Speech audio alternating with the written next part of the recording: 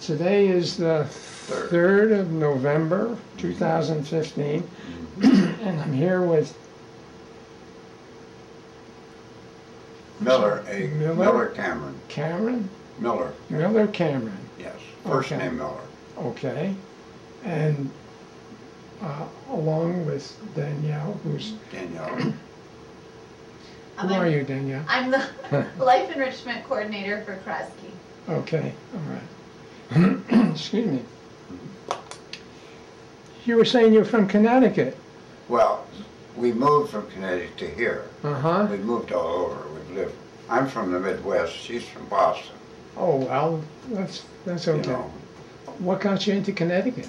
Pardon? How'd you get into Connecticut? I went from, I had an engineering career starting in Boston, and with a consulting firm, and working in and out of MIT. Uh-huh. Go ahead. So then I took a 3-year hiatus to American Airlines in Tulsa, didn't like it. So came back to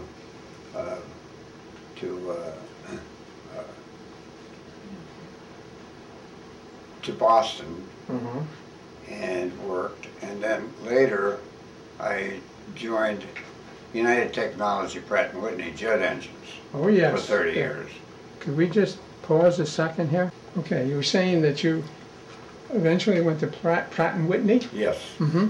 And I did know it jet well. engine work for 30 years. You were And there then through? retired at 65 there, and then I did 3 years of consulting work after that. With Pratt and Whitney? No, beyond I retired from Uh-huh. Pratt and Whitney, and then I did on my own with other connections. Oh, I see. Uh-huh. Engineering still, as a consultant. And then I said, why am I working? I'm 68. So I've been actually retired since, from Pratt for 30 years. And 27 from any other work that I was doing in my career after that. So. Now, I'm sorry, did you tell me how you got to Connecticut? If you're a Midwesterner? Well, I was with American Airlines, and we were home on a vacation trip to Boston with Aunt's family. Uh-huh. And there was an ad in the paper that Pratt & Whitney was looking for engineers. So I went into Boston for an interview, and they had said that it would be, you know, a private, not disseminated information. Mm-hmm. Didn't happen to work out that way. Back in American Airlines, they knew I'd been there. Yeah. Oh, did they? They killed off a raise I had coming. Oh. So I left, and I joined Pratt & Whitney, and came back into Pratt in June of 1956. What were you doing at American Airlines? Working as an engineer. Were you? Desk engineer. What? I'm sorry? On a desk. I wasn't on a plane except for testing. I was on test flights a lot. Mm-hmm. But I was doing actually analytical, advanced math stuff. Where'd you get your training? Your engineering training? Well, let me start out. I started out in finance major, math minor for 3 years. Mm-hmm. And when I finished my junior year at the University of Oklahoma, I sensed that the war was going to come, World War II.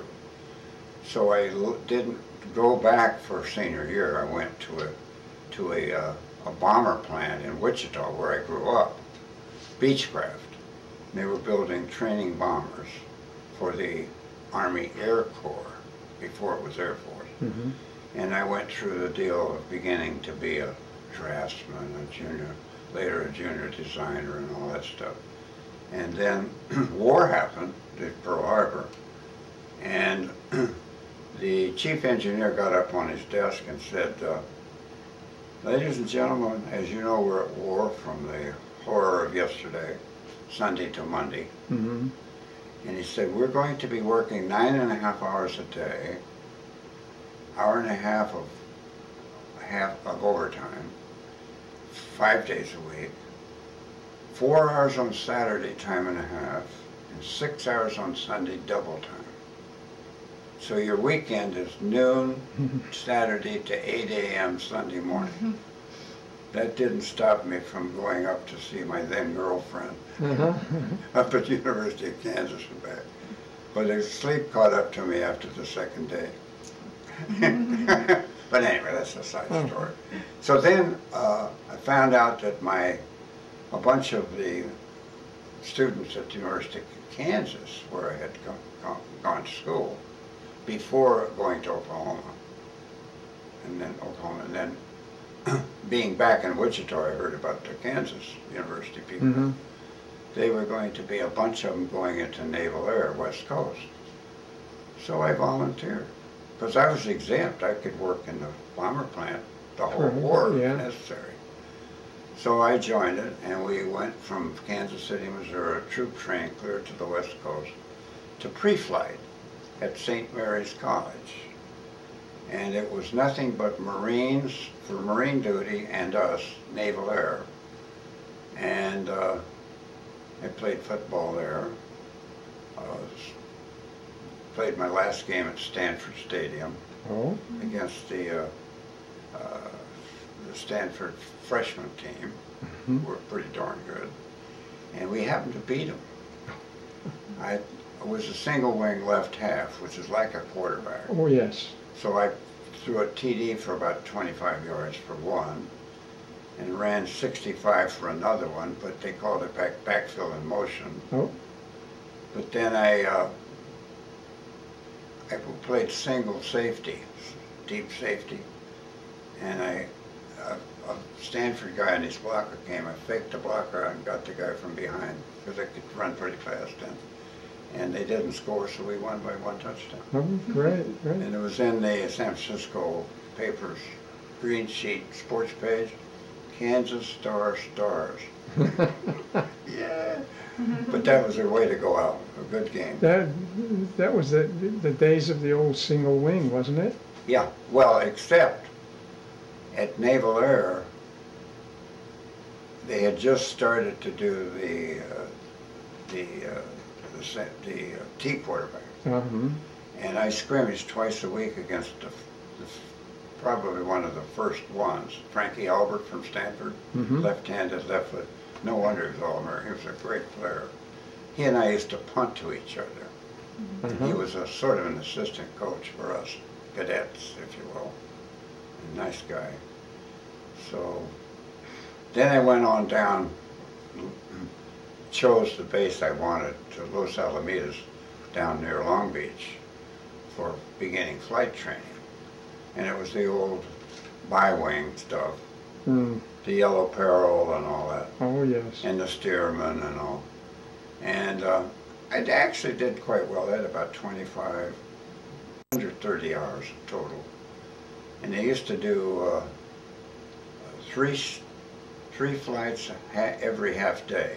In other words, 6 flights a day. But there was a real communication mix-up, and somehow I checked the ready board. My name wasn't there, so I was in the ready room studying. And about 30 minutes later, one of the gobs came in and said, "Is there a cadet Cameron in here?" "Yes." "Man, you better get your chute and get out there. There's an instructor that's really ripping." So I got the chute, ran out to them. The guy was upset for having to wait. And he gave me a flight, and I did fairly well. But he was incensed enough that he gave me, he said, this was a check hop. He didn't mention that it was. But I actually did all the things fairly well, including slipping and all that stuff. But anyway, to advance, you had to have 2 ups against 1 down. If you had 2 downs, you're all done. Yeah. Well, I had 1 down, and the next one had an up with a pilot I never saw in a steerman, which is similar, but had a different, I don't know, tail wheel or some little difference to it. And then the last one was weird. It had a half of a hop, 45 minutes, and I waited for my second half of the hop. And I went with this guy, and he found that I didn't measure up to what he wanted. Oh. He said in the path, in the near the base, I was too close to a barrage bomb. Never had had one before or after, but it was there. And I was maybe 150 yards away from it in the pattern. I cut it. I was dangerously close. Then we went to auxiliary field and shot landings again and again. And I'm in the pattern, and all of a sudden there's a plane on the inside going straight through. I wasn't turning. It was well out of the way, and then I stayed in the pattern. I cut him off. He's probably quarter to half a mile away, but I cut him off. Then, the last one was a Jim. He gave me a cut gun, turned the fuel off. And you have to keep airspeed, otherwise you're not doing anything. You might crash. So you keep it going fast to get your airspeed. Well, it happened to be in the, not too extra far away, but far away, was a hedgerow of a farm. And he took over. And down he says, I'm giving you a down for 3 reasons. You cut off, you're too close to the barrage bomb. You cut off the guy in the auxiliary field, and you endangered me and Navy property. I had to take over. The guy had never passed a cadet. Is that right? I was the 27th or 8th that he had flunked. He had never passed anybody to reputation. Never forget his name, Lieutenant Woolley. May he rest. Anyway, so then we ended up having 3 kids get killed. One with weather, and the guy comes up, and when he can see, he's in the end of a canyon. That's it. And the other one was a midair over the base. One guy was power on. I'm sorry. A friend of mine was the most experienced pilot, CAP, Civil Air Patrol, from Colorado, and he was power off. He was just coming in for his setup for landing, and this power on guy came underneath him, and they both went down. And my friend went through a building, then gone, and the other guy crashed in the parking lot near the BOQ, and he was partly on fire, and he took him to Long Beach Naval Hospital, and they let his mom in, because the guy was from Long Beach, and they heard her scream all over the building, multi-story. Wow. My son, you know, all that. And it was actually merciful he didn't make it, because he had everything wrong. Internal bleeding, practically 25 to 30 broken bones, broken back, had everything. And he had just enough to try to beat the flames, and then stuck. So, and blinded too. So he would have been nothing. Goodness, yeah. The suffering was least with him going, and he did. So then they reviewed 50 of us to get attrition from 300 to 250. They wanted a reduction. They got it. They called us 50 in and bilged all 50 of us. So we all left Navy, and you have to report to your draft board right away. And I told them where I'd be, and I was planning to go to my home area first, and then on to my dad and mom were up in Presque Isle, Maine, in the Army Air Corps base, where Ann was already on duty. And within a week or so, I was up through New York to see my aunt in New York City, and then on up to Maine. And the second day I was there, my mom had said, oh, there's a dear friend of ours from the base who just wants you to be sure to meet. And it was Ann. I opened the door and boing. She was the cutest thing going, I'm telling you, in her uniform, you know. And did you salute her? My mother introduced me. I figured it was Oh. a stamp of approval, you know? And it really was. Because I wasn't going to be there very long. Mm-hmm. I was figuring on being there 2 weeks, probably 20 days max. And sure enough, that's about it. And so we had a very short time between meeting and wearing. There were 13 women on the base and 5,000 men. Ooh. So I figured, Wow. I gotta move along Quickly. because I'm not usually that aggressive. Wasn't gonna let my deer pass by, I'll tell you. So, and it's a kind of a story. She was realistically dealing with the fact that I was a stranger. She married a stranger. So she had And it only lasted 71 years. 72. Yeah, 72, already, my yeah, goodness. working on 3. Anyway, one of the things you have to get the marriage license. So we go to the town clerk's, and she was a little slow going up the stairs, so I made sure she got there. And she got up there, she had amnesia for all the facts of she had told me, so I gave all the facts for her. And then we went to, Anne was Catholic and I was Protestant, so we went to her priest, and he counseled her that, you know, in all conscience, because you don't know this man, you've only known him a very short time, I can't see fit to marry you. It's not wise.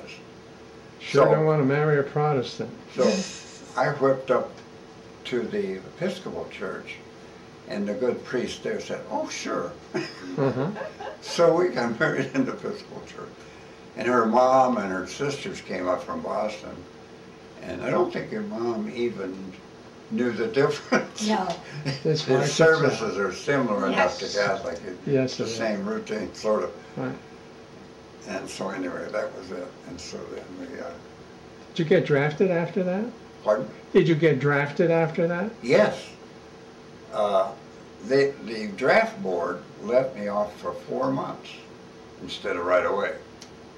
So I went back down having finished my visit, and I had a letter from the Navy, which really got me. I had heard on the way back from a guy leaving, either transferring to another base or leaving service in the Navy, and said, you know, we were yakking it up, and he says, you ought to go back into Kansas City, Missouri, where I started for my naval air thing.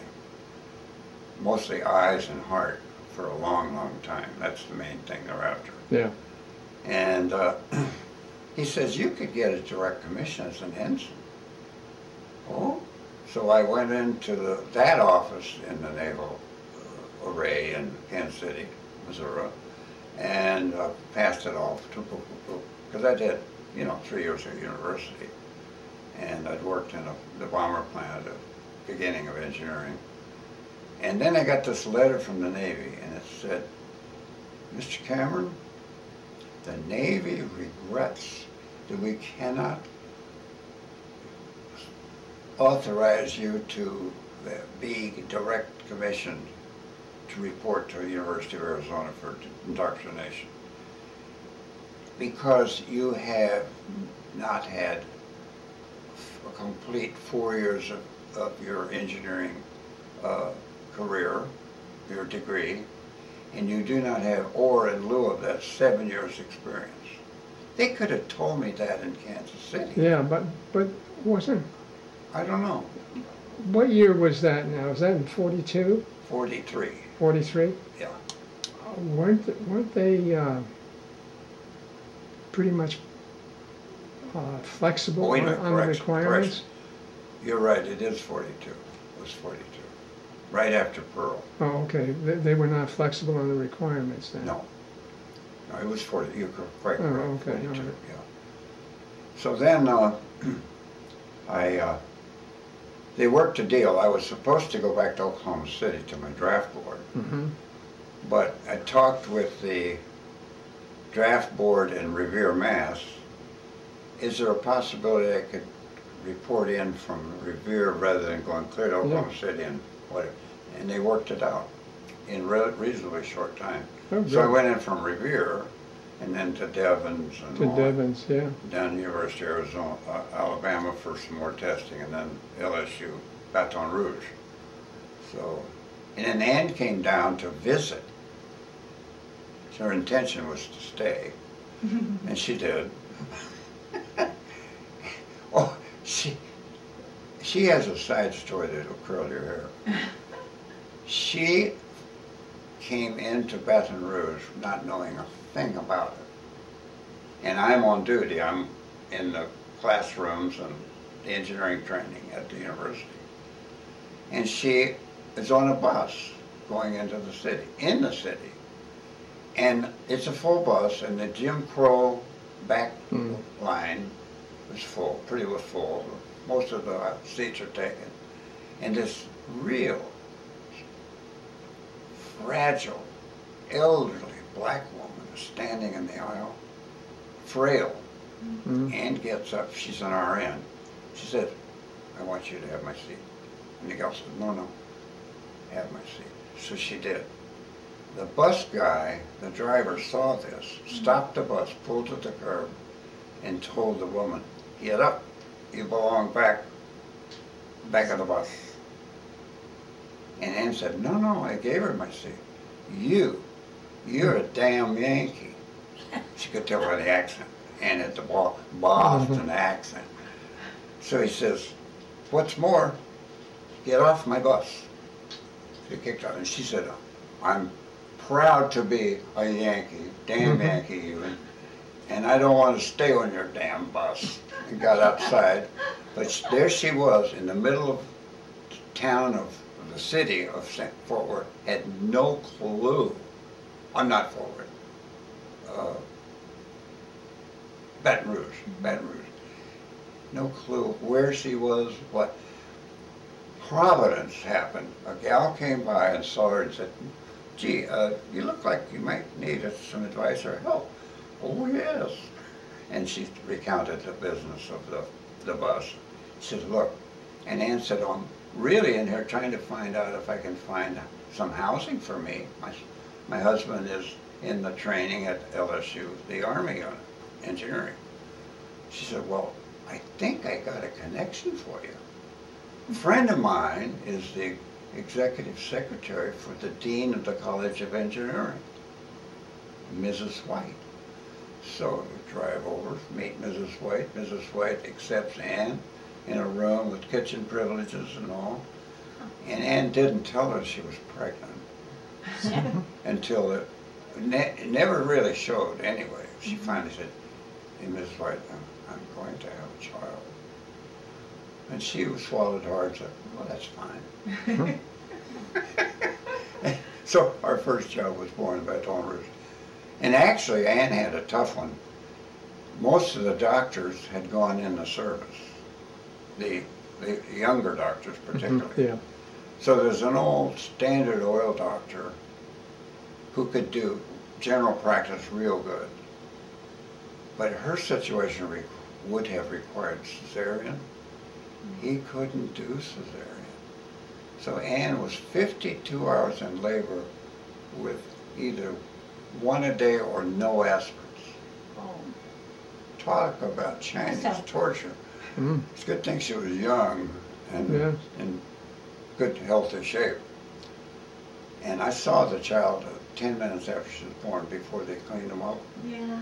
And the nose was over and did the nurse thing and straightened it up. To this day, great. So your first one was a daughter? Yeah. She'll be, this next month, she'll be 72. Happened to be, we were married in February and the child came in December. And it all counts out okay.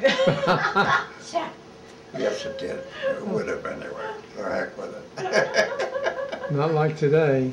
Not like today, forget it. Yeah, right. Anyhow, So how did you get into the Army? Did you say that the I draft was board drafted in Massachusetts was... And they sent me to Fort Devens Yeah. to test me to see where to put me. And I tested well. So I qualified for the Army engineering program. Mm-hmm.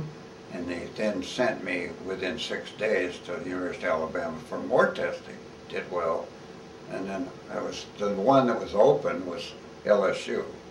So I went there, and then Ann joined me first in Tuscaloosa, Alabama, University of Alabama, and then she came later over to Baton Rouge. Mm-hmm. And Now, were you were your MOS was engineering? engineering, Uh-huh. yeah. And what was that, a desk or a flight? Well, it hadn't come to that. It was still in the training mode. Mm-hmm. Educating civil, electrical, and mechanical. I was mechanical. Uh-huh. And the guys were all from really some good schools. A pretty sharp bunch. And they went on whatever their duty was. But they also got caught up with the business of the cancellation of the program. My particular class. Mm-hmm. The class ahead had already finished their 14 weeks and had graduated, and the governor of Louisiana handed them their diplomas on the steps of the Capitol. And it was the guy that, of all things, he had been a songwriter. Mm-hmm. He wrote You Are My Sunshine, Jimmy Houston Davis. But anyway, we didn't get that far. How long were you in the program before it was canceled? A year, close to a year. Uh-huh. So you were pretty close. But they get 14 weeks, 14 weeks, 14 weeks, 14 weeks. And this was going to be I think the fifth one. Oh, okay. So we didn't have the fifth one. So what did they do with you after you? They sent us, well, they sent me for 2 weeks into Mississippi for engineering and basic training. And then they shipped me to Ordnance in Aberdeen Proving Grounds in Maryland. And I was there a good while. And then, while at the end of that, the Battle of the Bulge was happening, and they needed infantry. So they took everybody except the top stripes, 7 train loads to Camp Gordon, now Fort Gordon, Georgia, near Augusta, where the Masters is played, which incidentally used to be a nursery. That's why it's so well flowered. And my problem was I had contracted, well, I had a very severe strep throat, which in Louisiana they told me to take aspirins till my ears rang. So I took full-blown ones, up 8, 10, 12, 14. So I took 12 aspirins a day for months. Wonder I have a stomach. God. But that's what did.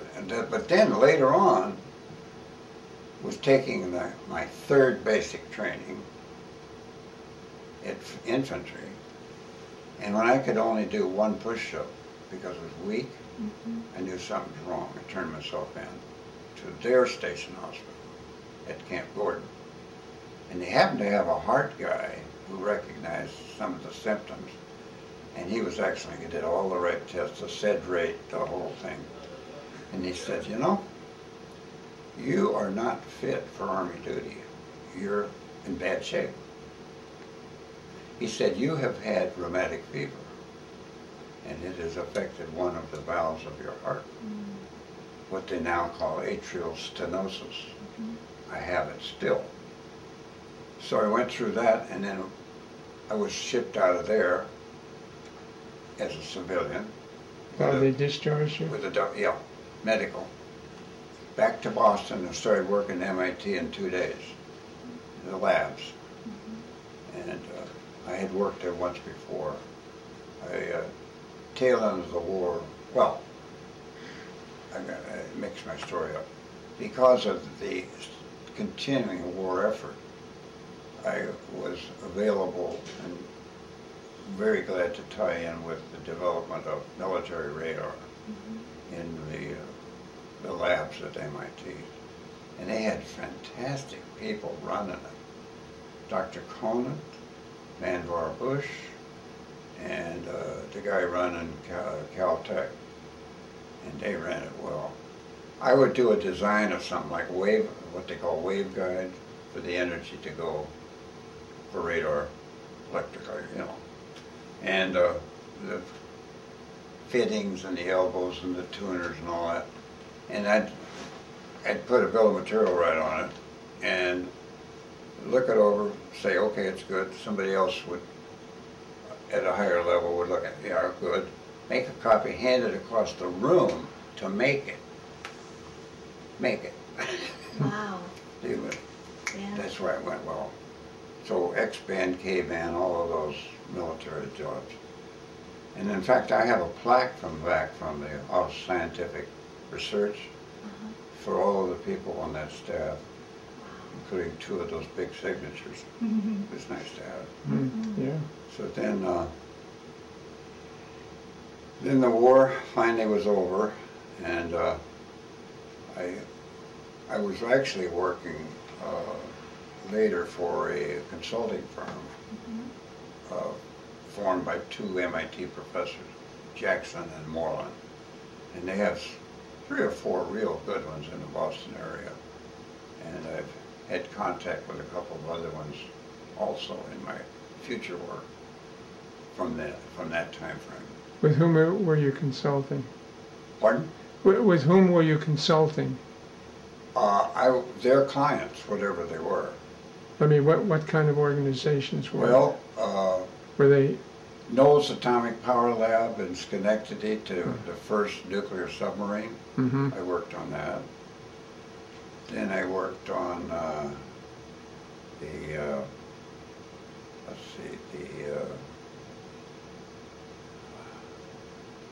I was resident mechanical engineer for the first carbon research reactor on Long Island in a classified area. And most all of them were physicists from all over the world. I was the only engineer, and they tolerated me nicely, socially too. And they would talk their thing, like the spin of the electron in the 3rd ring of an atom. I didn't contribute a whole lot to that. Not really. But anyway, our next door neighbor was Dr. Robbie from Columbia, and he would pat my little girls on our little girls on the head. Good morning, Joan. Good morning, Suzanne. Have a nice day. And then he went from there to the Manhattan Project and all that stuff. He was a super guy. And they had a bunch of good talents there. Oh, Lord. And the physicists really communicate all over the world. Physics is their thing. They're true and blue to it, you know, really good. So anyway, I turned over, I had the instrumentation and safety rod system, servo mech, into if the pile was going out of control, this would have a boron tip and would suck up all of the protons and all to keep it from going nuts and controlling it. And then, of course, the instrumentation for running their program. Turned it over to their operations department, and it's still running. Wow. Really nice. It's out just west of Riverhead. If you know how Long Island on the end has a split, Riverhead. Just west of there is where Brookhaven National Lab is. And it's just above Central Mauritius on the south coast where that plane blew up. Yes. 5 miles off, right in that area. So we were familiar with that part. So it was quite an experience. Then I worked on a short time the A-bomb out in New Mexico with adjunct things to the bomb. And part of the Manhattan program was, what is it? The one up in Colorado. We went by it on a tour later. Very secure place. And it was actually run, the one in Albuquerque was run by Western Electric. And the lab was called the Sandia Weapons Center. And they had a big airfield nearby. And they had the B-36 coming in and out. Noisiest plane I ever heard, except for a Russian one later. Crazy stuff. B-36, you say? Pardon? Did you say the B-36? Uh-huh. Yeah. It was noisy. A pusher, six pusher propeller types before the jets. And it had practically bicycle wheels out on the long wing because they couldn't afford to. If they ever dipped and caught, it's all over. Yeah. You know. And those things made a noise. You could hear it coming and going a long time. Yeah. So anyway, that was good. And then after the war, I went back and got my engineering degree at the University of Oklahoma. Second time around, I changed disciplines from finance. Now I'm in mechanical engineering. And I had my senior year in that, because I had a second junior year at LSU. I had one in finance at Oklahoma, and another one in engineering at LSU, and then the senior. And I did half a master's. Had the marks, but I was broke, so we went back to Boston and started working at MIT again. So, anyhow, it was good. I enjoyed the career too. It was nice. And later on, after 3 years of American Airlines, I didn't particularly care for it. It was flying a desk and taking test stops now and then. I had the... what did you do different with Pratt and Whitney? I was in on the early development of their jet engines, which, never mind the fact I worked there, they really are the best engines. And they vie with GE. And that was one thing that we did when we worked at as consultants earlier in Evendale, near Cincinnati. For GE used to put out a new jet engine every year, like an automobile. That's not the way to go. You want complete reliability. Yes. You don't want to crash because somebody didn't develop something or didn't test it well. So the Pratt way is to develop your part, your subassembly, your assembly, test everything, and then all together, test the bejeebers out of it. Were the we were talking about this the other day. Were the Pratt and Whitney engines used in the B-24s? Do you recall? No, that's piston. B-24s were not jets. No, I know, but... Oh, okay, yeah. Their first engine their first contracts were with Navy for fighters. Oh, okay. And they developed, the management came from Chance Vaught, which is not in the picture now. Not anymore, yeah. And one of the guys that had the foresight and the guts to push through was Frederick Rensselaer. And he was really good. And he brought a cadre of people from Chance Vaught, and they were very good. And in fact, until 1964, an engineer never lost his job. He was transferred to another job for his career. Then it got bigger and involved and stuff. So I ended up being my last and kind of a more interesting part too, I must say.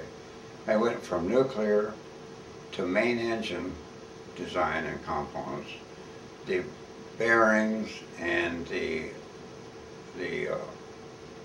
oil seals, the seals, and the lubricant.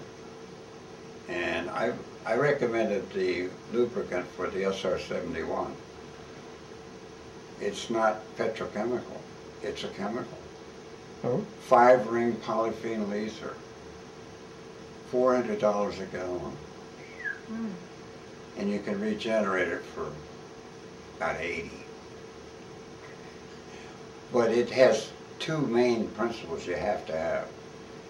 At high temperature, it's still a lubricant. And it also doesn't break down until you're well past 500 degrees. Oh, well, that's, yeah. And you can't do that with petrochemical. No. Forget it. Won't do it. So it worked. And that was some aircraft. It was somewhat challenged by missile technology. How Oh, so? and I also forgot to say, I worked on a first nuclear aircraft. They had it, instead of a combustion from, you know, putting the heat energy into the turbine, they had an actual reactor with a heat exchanger. And one loop was lithium, which is high temperature as a fluid, transfer fluid. And the other one, not quite as high, but still well needed for delivering the heat energy for the turbine, was a eutectic NAC, sodium potassium. And eutectic is a certain combination of the two elements. And I was responsible for 3 of the buildings that we built to help develop that. One of them was the heat exchanger lab, which was the important one I'm talking about. Yeah. And I also did the nuclear physics lab, and also did the gamma radiation lab. And the radiation was pretty severe. You had to have, they used to have a deal where they had what they call Cole Morgan. What you do with your hands happens at the workplace inside. Same thing. Yeah. Like a servomech thing. And the window, you could actually, they developed a viewing space or module in the wall of the reactor, of the shieldings, that was, you could actually see if you weren't off in the corner. It was distorted in the corners a little bit. But directly in, you could see with a little slight coloration what was going on. So you could do this with your Cole organ. And it was, what was it? I can't think of the correct. It was another Dow chemical, which could shield, had shielding properties that you had to have, because, you know, all this stuff is coming out of the high radiation. And it was one of the boron compounds, I forget which. But it was an expensive fluid too. And you have to build this thing really securely with thick glass front and back and a decent kind of a metal frame to secure it, and that worked fine. But anyway, back in the heat exchanger lab, we ran it. We had a deal for simulating reactor heat with diodes, created a lot of heat, and you get the NAC, eutectic NAC, up to 1500 degrees. And we had a test that ran for 10,000 hours without interruption. Day and night, 10,000 hours. Now, was that all with Pratt and Whitney? All of it. It was a Navy, let's see, it was a atomic energy and Air Force project. I had secret for both. And you needed to deal with it, you know. And it dealt with another one of the Boston firms for the design and building of the facilities. A place called Charles T. Maine, and another good outfit. They were our competitors, had 800 or 900 men in each firm, and EG&G and a couple of others. About 4 or 5 of them that applied for that kind of enterprise, and they're mighty good. Almost all of them. Yeah. Now you mentioned that you had 2 little girls. Not so little anymore, but I'm sorry, what? you had mentioned that you had 2 little girls. Not so little anymore. Well, we had 2 boys. Two We actually had 3. Mm-hmm. We lost our youngest later to a brain tumor. But the 2 boys did quite well. The oldest one is a CPA in California, San Francisco. And he was in the Vietnam War, but assigned from the Finance Corps to Germany instead of Vietnam. The biggest Army hospitals is slightly northeast of Munich, Landshut. and he ran the whole finance operation. He had a titular lieutenant or captain over him that didn't know squat about finance. So he ran it all. Mm-hmm. And then he came back and got his degree in accounting, finished it up. Then he worked for the two of the big eight, Peak Marwick Mitchell first, and they're changed now, and Cooper Librands on the West Coast. And he picked up his MBA in taxation when he was out there. And he aced the MBA, all A's. Where did you get his MBA? At Golden State. Uh-huh. It's right in the finance district. And it's the second best in the country. And the reason is, the best one's NYU, and the faculty at Golden State is NYU. And he has decided to go on his own. He has about 300 clients, and he, of all persuasions, you know, persons, partnerships, small companies, musicians, part of the gay community, everything that comes across the threshold, you know. And he has had about over 70 audits with the IRS for his clients. Never lost one. Wow. He is a real CPA. Yeah. And they have rigorous requirements.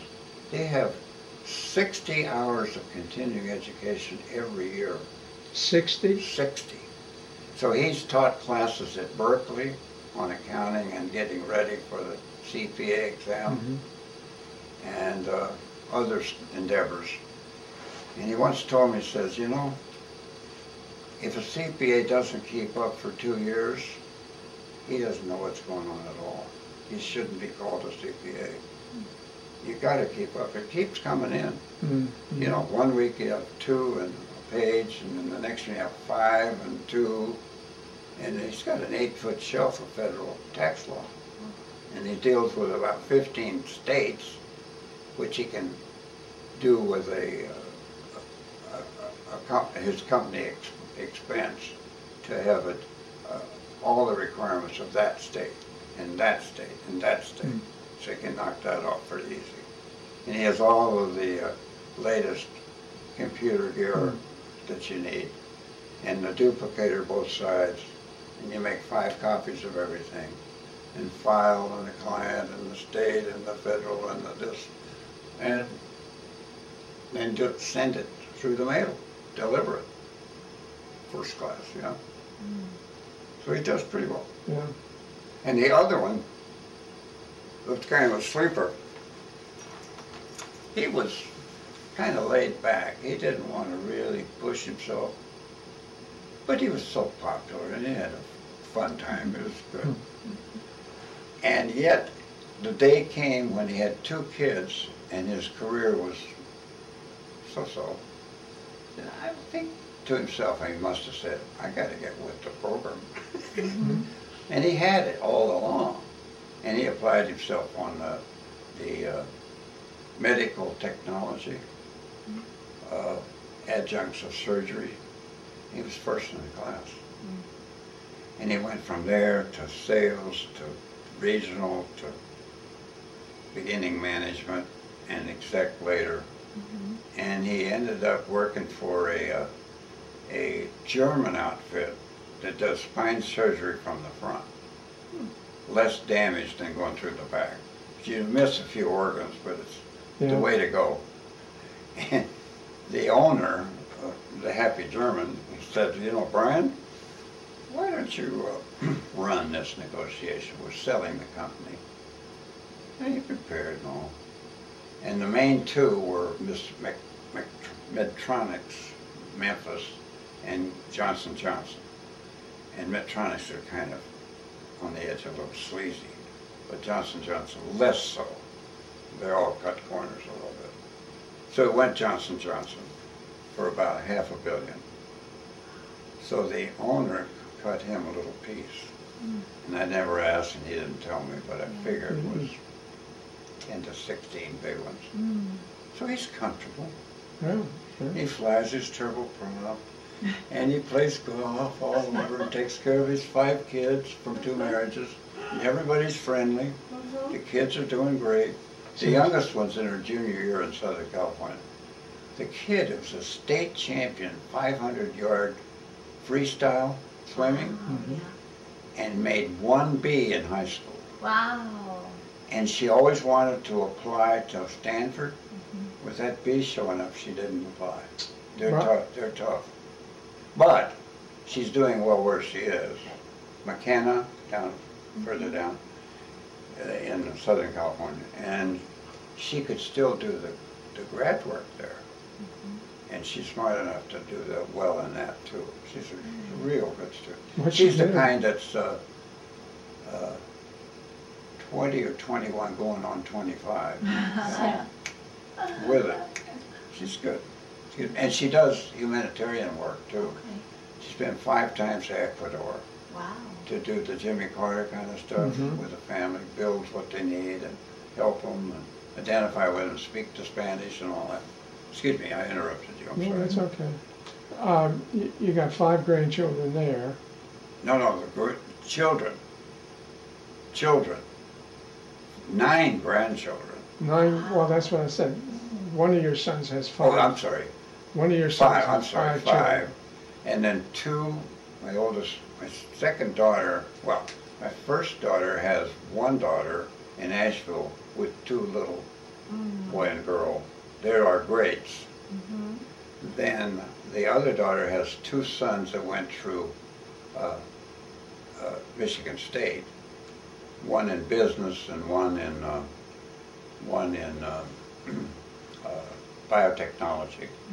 And his classmate, gal, graduated same day. We went at the graduation, and it was really interesting. But then he decided, that particular one decided to, after a year in a hospital doing lab stuff, he said, I don't want to spend my life doing this. So he came back and lived at home when he was still single, and got his engineering degree from Michigan. So he's Spartan. Oh, wow. Big Blue. But the first one is the one. The ones that are Spartans for life. Anyway, then the other one,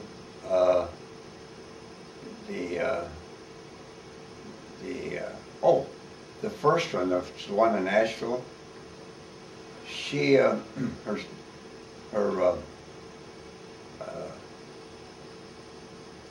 she is in yoga and also professional massage.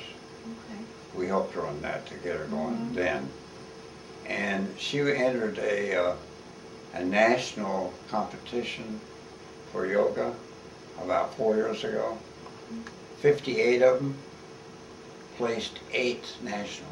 Wow. She's really good. The things they do, I don't know how the heck they do them. They bend around like pretzels and then some. Oh, wow. But So- they're happy down there. And So you have, excuse me, 9 grandchildren, yes. only 2 great-grandchildren? No, there's another 2.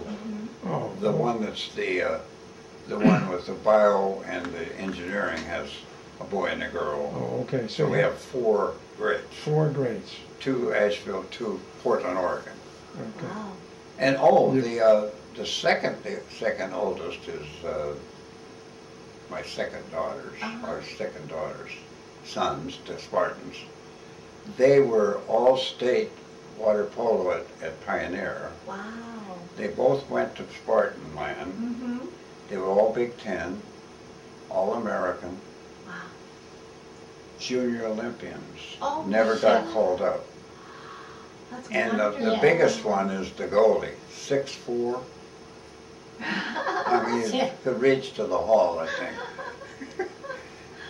And the reason I brought it up is he finally got his career on the right cog. He's with Adidas, Oh, yeah? the German outfit. Yeah.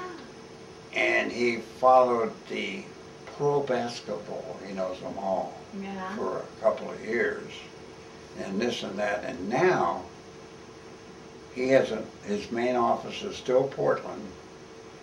He is the director of international pro basketball equipment for the world. How cool. And he loves it because he knows all of them anyway. Yeah. And he's already been to Germany and China, and Lord knows where he'll be going. Wonderful. Be traveling some.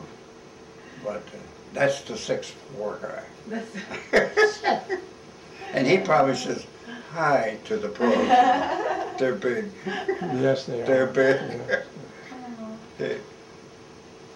Yeah. You said Pioneer. High school, yeah. So you were living here? Never here. My daughters, with the two boys, lived here. Oh, They used okay. to live down in Harbrook, Yeah. or I think, is it Harbrook?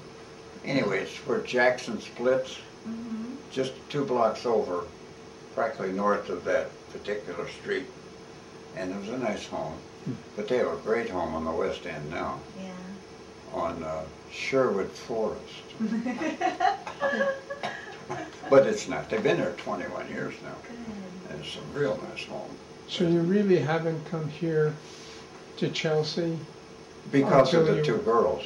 They scouted everything. Mm-hmm. We were 800 miles away. And we're the last of our families. And we're away and don't travel like we used to. We've been traveling all over the world before. In my work,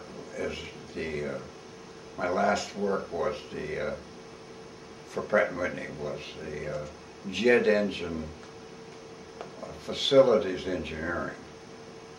And I was the manager of an early one when the Shah was still there in Iran. In Iran? Yeah. I was the engine program manager for the Imperial Iranian Air Force. With the Shah, not the Ayatollah stuff.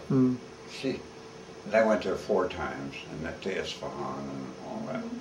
And the last time the last time I was there was with an Air Force team, and we were all dressed in civilian clothes on what amounts to a school bus with an armed guard who had a automatic weapon tucked away in case they needed it.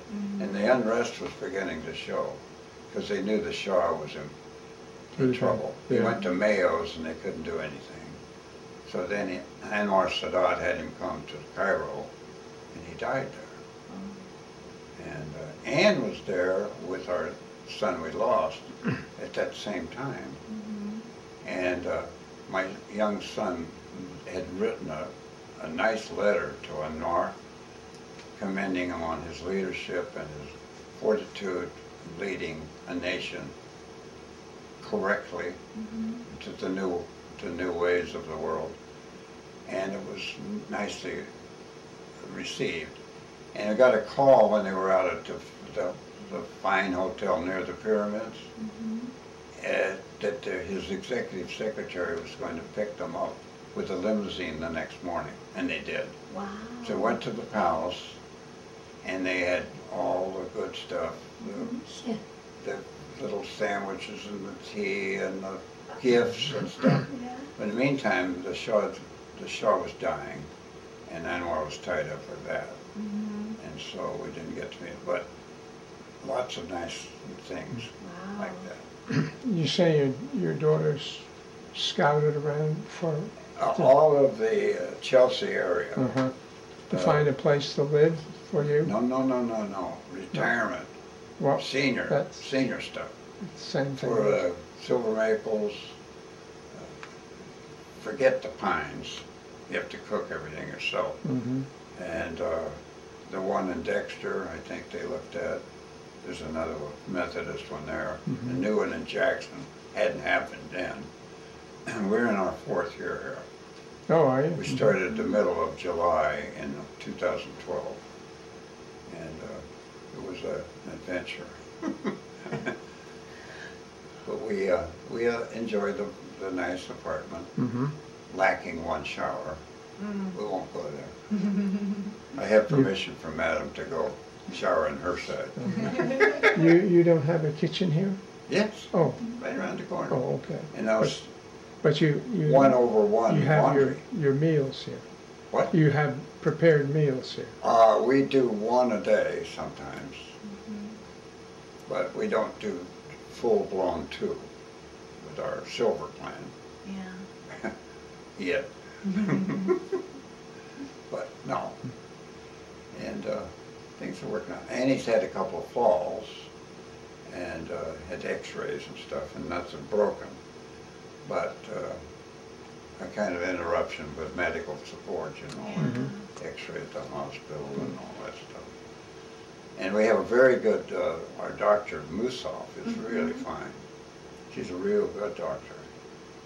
Is that a resident here? No, Right? no, she has about half the residents here, I think. Yeah.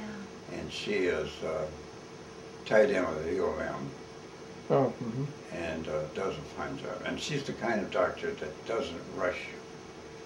She looks at what the symptoms are, and she talks with you and answers all your questions and listens to you. That's good. Very good. She's a fine doctor, truly.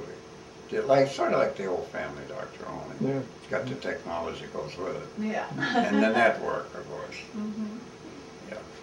We both have a heart doctor. From mine, I have the atrial, what is it, the filibration, which is the timing thing. And the other one is from the rheumatic fever stenosis. But all I've had to give up is to go off because I have a bad ankle. Do you have a pacemaker? Not yet. Oh.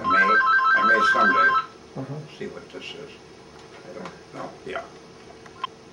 Well, I have plenty enough. I don't know if there's anything else you want to say or tell me or... Well, went a little beyond just straight veteran, but still Well, that's fine. continuity of Yeah. career and stuff. What I will be doing is making this tape into DVDs and giving you as many or as few as you want. Okay, good. You just tell me how many you want, All right, and I will get them to you. sure.